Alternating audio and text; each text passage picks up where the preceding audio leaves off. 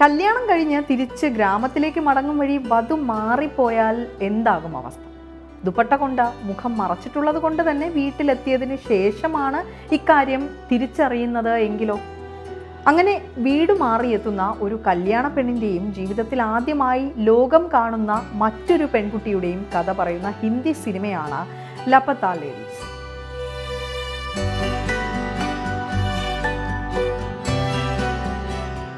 ഹിന്ദി സിനിമയിൽ അപൂർവമായി മാത്രം സംഭവിക്കുന്ന അത്ഭുതങ്ങളിൽ ഒന്നായി വേണമെങ്കിൽ ഈ സിനിമ കണക്കാക്കാം.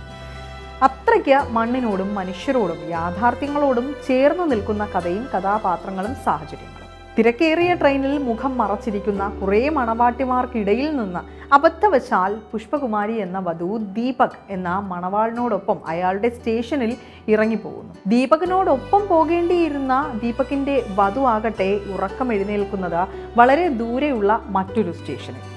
ഏത് ഗ്രാമത്തിലേക്കാണ് തന്നെ കല്യാണം കഴിച്ചതെന്ന് പോലും അവൾക്ക് അറിയാത്ത സാഹചര്യം. ഇവിടുന്ന് അങ്ങോട്ടുള്ള സംഭവ വികാസങ്ങളാണ് കഥാപശ്ചാത്തലം. കൂടുതൽ വിശദീകരിച്ചാൽ കാണുന്നവർക്ക് അതിൻ്റെ രസം കൈവരില്ല എന്നതുകൊണ്ട് തന്നെ ഇത് കണ്ടു തന്നെ മനസ്സിലാക്കണം.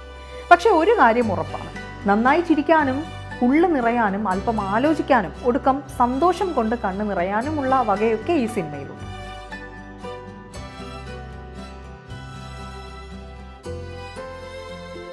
കല്യാണവും അതോടെ തീരുന്ന പെൺകുട്ടികളുടെ സ്വപ്നവും ഭർത്താവിൻ്റെ പേര് പോലും ഉച്ചരിക്കുന്നത് വിലക്കുന്ന സംസ്കാരവും എല്ലാം ചേർന്ന് കഥയിൽ അലിഞ്ഞു ചേരുന്ന സന്ദേശവും കാണുന്നവർക്ക് ഏറെ കണക്ട് ചെയ്യാൻ സാധിക്കും.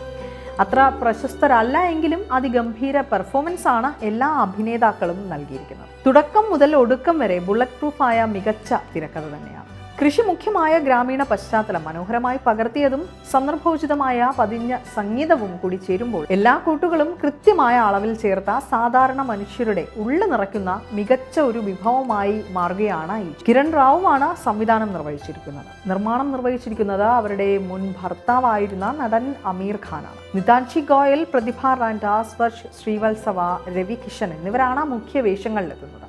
നെറ്റ്ഫ്ലിക്സിൽ ഇപ്പോൾ സിനിമ പ്രദർശനത്തിനെത്തിയിട്ടുണ്ട്.